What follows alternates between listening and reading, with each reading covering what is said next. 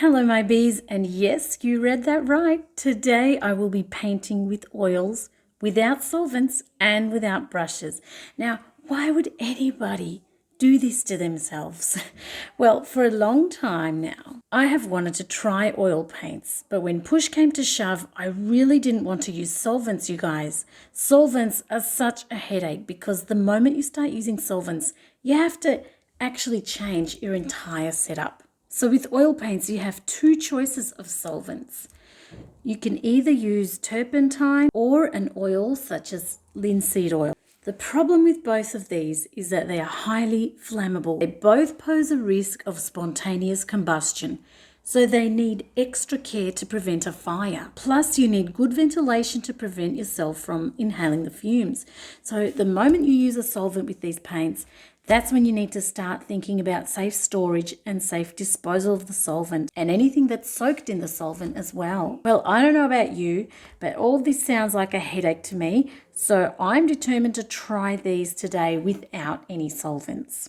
And since I'm not using solvents, I can't use brushes either because I won't be able to clean the brushes without solvents, right? So as a compromise, I will be using only palette knives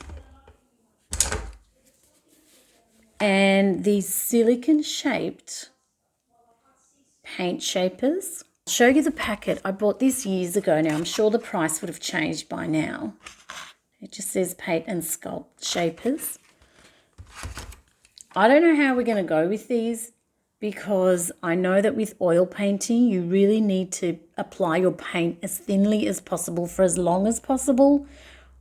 But I just don't want to know about all the other things you've got to do for the solvents. So I'm just going to be painting with oil paint alone, no mediums, no solvents, no linseed oil, okay? Now, if you do want a review of these particular paints, these are by Eraldo Di Paolo. This was my sign, you guys. I walked into the news agency. I don't normally go in there. And they had them at this price. Just look at this price, you guys. This was my sign. Normally, it will cost $11 for just one of these tubes. But when I saw this, I was like, I think I need to have a go. And I also bought this little cute little set. These are drawing pastels, and they were $6. I thought, one of these days I'll open these and start sketching with them. But for this video, we're only going to stick to the oil painting. Now, because this set has only got cool hues, I thought this would be so perfect for my painting that I wanted to do on this toned canvas. And why is my canvas covered in acrylic paint in the color vermilion? It's not really a color you would typically use to tone your canvas. There is a backstory. I'll leave a link for you somewhere on the screen and in the description. And I've got this old painting that I did years ago. This is with sepia ink and gold ink. I think I would like to recreate this with this toned background and these cool hues of oil paint. So challenge accepted. If you do want a review of these particular paints, please let me know in the comments section and I'll get that up for you. But for now, let's get on with the video. So let's get this open. Ooh, they look beautiful. So first impressions, I love the way that the tube is metallic. It's going to go a long way for durability. The second thing that I noticed right away was that only two of these colors are opaque. That would be the cobalt blue and the titanium white. The rest of them are semi-opaque, which is going to help me out enormously. Because I have a background that is such a warm color with the vermilion, I need to have some warmth coming through from that toned canvas. So this, I think, is going to work super well with the vermilion tone canvas. Now, the first thing you should do when you open a new art supply is swatching. Swatching is going to let you understand your medium better, and you're also going to be able to see what colors you can mix together. So let's start with the swatching, and I'll be back in a moment.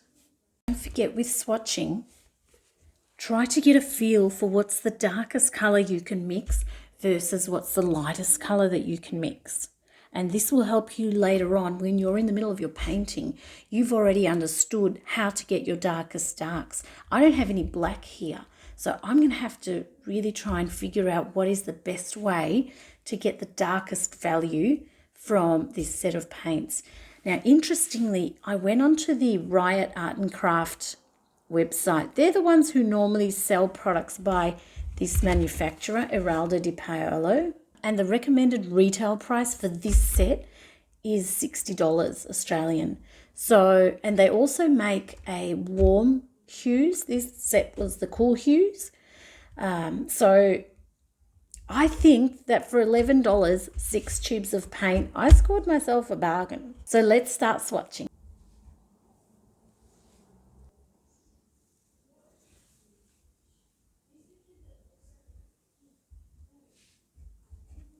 So this is all hard here.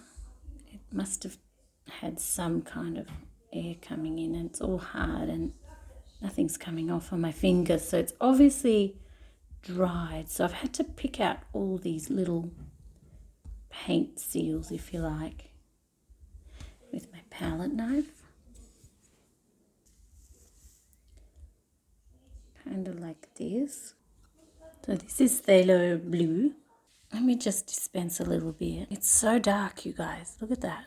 Wow, it's beautiful. I guess my phthalo blue is going to be my black. Maybe if I combine it with the alizarin crimson, I'll get a pretty dark tone. So here's a surprise. The phthalo green was the only one that didn't have that paint seal. And looking at all the colors, I guess my phthalo blue is going to be my black, I guess, my darkest value. If I mix it with a bit of that alizarin crimson up here, I should be able to get a really dark tone.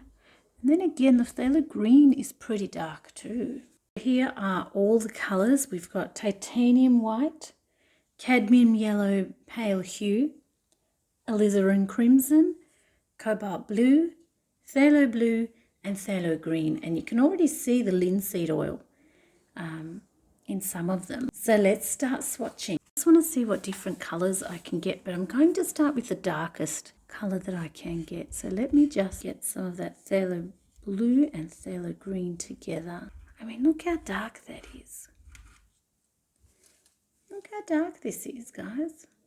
It's almost like a black. Let's see if we add a little bit of alizarin. Wow, that is really, really dark. This is going to look so beautiful in my painting.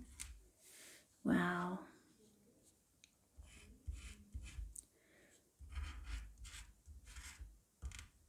It just feels so different to acrylic paint. When you're painting with acrylics, after a little while, it starts to feel like it's trying to bind with the paintbrush, like it kind of pulls and tugs on the paintbrush. Oh, wow, look at that dark color I'm able to mix. It looks so beautiful. I think what I might do is start sketching with the darkest color that I can possibly mix. I wouldn't mind it having a bit more alizarin crimson here. And while I mix a small batch, let me just tell you a little bit more about the dangers of oil painting, because this can't be done by just anyone. You've got to do some homework before you start oil painting.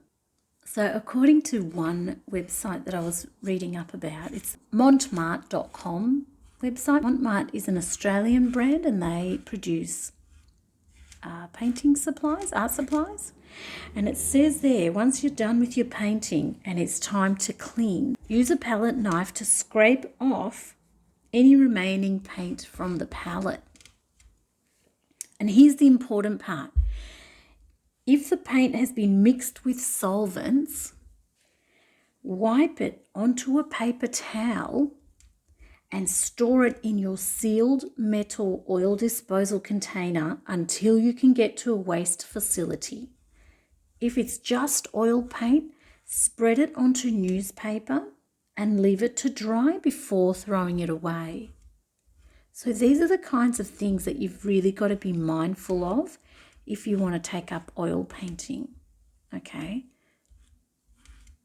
And other things too, like if you have kids in your house like I do, or pets, you've got to make sure that none of those fumes are going to be around your kids or your pets. I kind of always wondered why people went to all the trouble to oil paint, but now that I've started to handle some oil paint, I can really understand why it's so beautiful and glossy. Look how it glides. Let me just do a close-up for you. My acrylic paint never does this. It starts to get tacky, but look how beautiful and glossy it is. Look at that, you guys. This is such a dark colour. Oh, I'm going to have so much fun with this painting. I think that's enough of painting the dark colour. I can add some white since I've got so much on my spatula already. I can add some white to the back of that just to show you that it's kind of like a blue. It's more of a blue grey than anything else. I think this is going to look beautiful. I just love the way that it blends. If I can get away without using solvents, honestly, I'm already in love. Going back to the linseed oil, I was reading somewhere online that this oil has the unique ability to generate heat, okay, as it dries, which is why you would need a sealed metal oil disposal container to store this in until you can take it to a waste facility. So any leftover linseed oil on paper towels or rags, for example, will in fact become hotter as it dries. And sometimes it can get so hot it has the potential to burst into flames. Okay, so you've got to leave it flat. Put it out on newspaper, you know, put it out somewhere so that you don't end up burning your house down. Oh, look, we're making green. Let's see what happens with this. We'll get a dull grey probably. We can make so many colours with these 6 hues. So let's see, what should we paint today? Well, if you saw my last video, you would have seen this piece here done in sepia ink and gold ink. I did this piece years ago. And I had a couple of other pieces that I've done, little studies of trees. Let me just show these to you. So this is an Australian eucalyptus tree. It's one of my favourite drawings. I did this years ago with water-soluble graphite. And here's another tree I really liked. Well, now that we've thought about our inspo, let's have a look at something else I've done in colour. Now this is an oil pastel painting I did not too long ago. I'll put a video link up somewhere on the screen for you to see. It's also one of my favourite pieces in oil pastel. I don't think I'm going to be able to get this level of detail with oil paint without brushes. But anyway, I'm up for the challenge, and I think however it turns out, I'll still be happy because I'm learning and I'm having fun. So on with the video. So it's actually the next day, and because my time in the studio is sometimes fragmented, I wear a number of hats. So now that I'm finally back to the studio, I think it's time to start painting. But honestly, this I dispensed yesterday. I did mix a few different colours, as you can see. Look how dark we're going here. I mean, this is going to be so useful in our piece. This paint being still wet like this, it just looks like sorcery to me. Only one way to start, and that's to actually start. This is going to be the base of my tree. Look how dark that looks. I'm going to make it a much thicker tree than I've got already. And I'll come back when I've done a little bit more of the drawing part.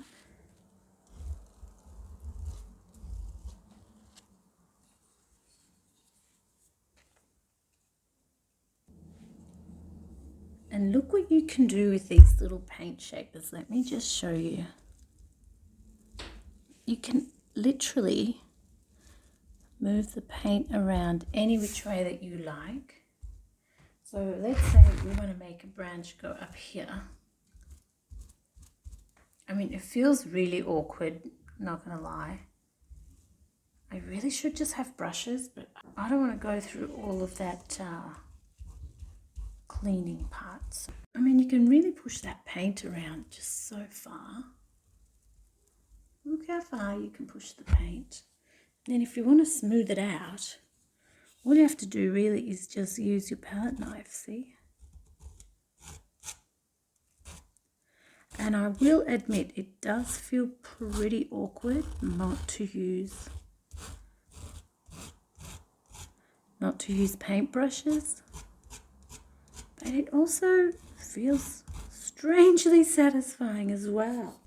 See, I don't think with oil paint you can paint the same way as you do with acrylics. You can't just put paint on top of paint because it gets too slick eventually. You can also remove areas. So let's remove that.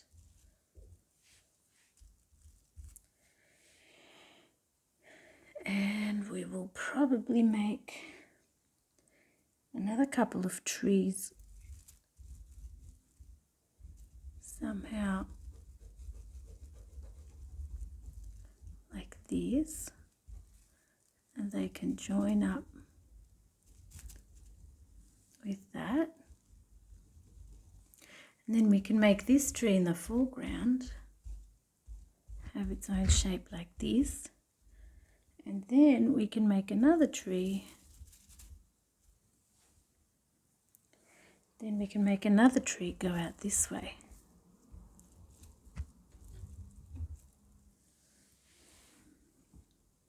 So I'm going to start putting in some of the leaves. I'm really not used to oil painting. This is so strange, so slick and so strange. Maybe I've shot myself in the foot because I haven't properly thought this through. That might be why. I don't know if the choice of vermillion was good, and I don't know if the choice of no brushes is a good one either. Oh dear, I've got some paint on my sleeve, so I'll be back. Yeah, awesome. Now I've got phthalo green on my sleeve. Oh dear. And no solvents either. I don't know. Confession time. I don't know if I like oil painting, you guys. Does that sound weird to say? But I don't know if it's for me. Let's try and put some sky into this. At least if we can make it look like something, maybe I'll be happier. So why don't we do some negative shape painting here?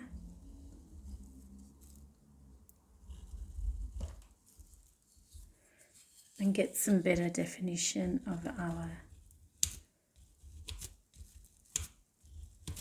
tree. Oh, I forgot to put in the horizon line. Kind of just feels like so much work without a brush, you know what I mean? I think there are ways that you can paint without solvents. You can use oil paints without solvents, but I didn't want to do too much research right now because I just wanted to start painting. You know what I mean? Like, you get a new art supply, you just want to paint, don't you? I think in my earlier videos, I used to use so much time to research the video, research the idea, and there was just a lot of delay.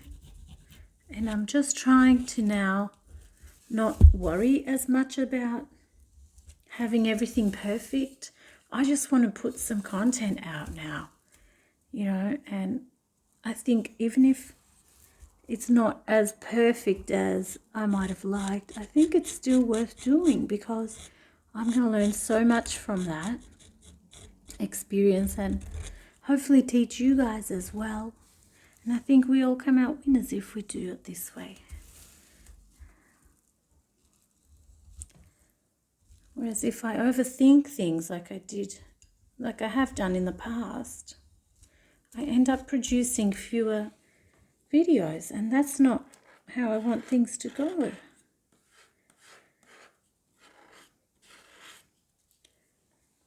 So I think we have to change things now and do things in a different way. And it feels a little bit scary, but I think it's the best thing to do. I don't know if oils are for me. I don't know. I kind of like aspects of them and I kind of don't like other aspects of them. Let's keep doing this and see where I'm certainly finding it hard to add any more paint because everything is wet, so everything kind of feels really slippery. So I'll work on it a bit off camera and then I'll come back. So I wanted to make this painting quite dark, and now I'm just finding it really hard to make it lighter. It's really hard to lighten things once they're this dark. So we're just going for a gloomy forest this time, I guess.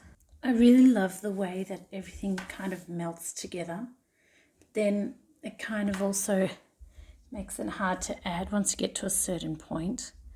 And I normally would paint in acrylics. So this is completely strange for me. I'm going to have to add more lights, but I'm going to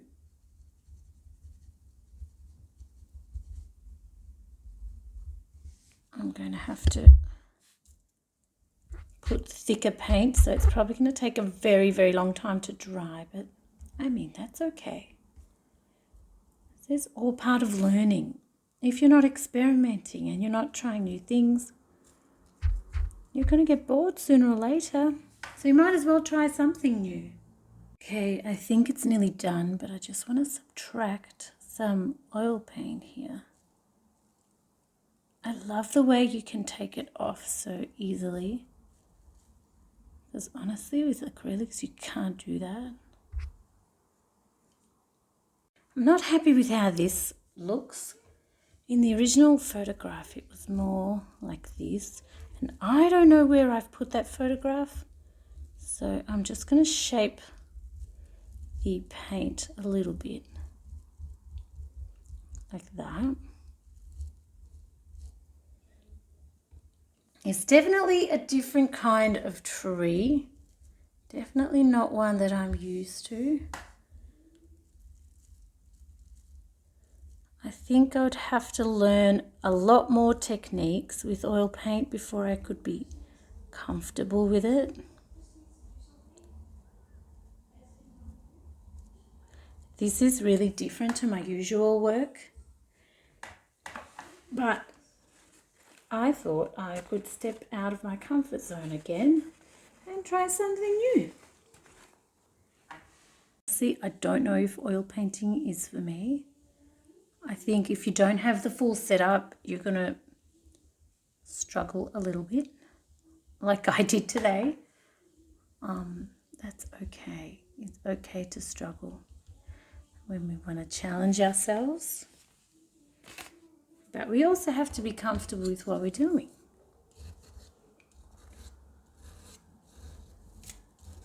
Anyway, we'll let this dry. It's probably going to take weeks to dry. So here's what I've got so far. I do think I'm a lot better in ink than I am with oils. So I'll put a matte on top so you can sort of see what it would look like. I actually like it. I think it's very, very different to what I'm used to doing. So I'm really glad I had a chance to play with these oil paints. I think I should have probably used lighter values for the sky, but I'm still pretty happy with how it turned out. And I'm definitely going to try oil painting again, as long as I can find a workaround for those annoying solvents, because I don't want them in my house. Thank you so much for watching, and I'll see you really soon. Bye.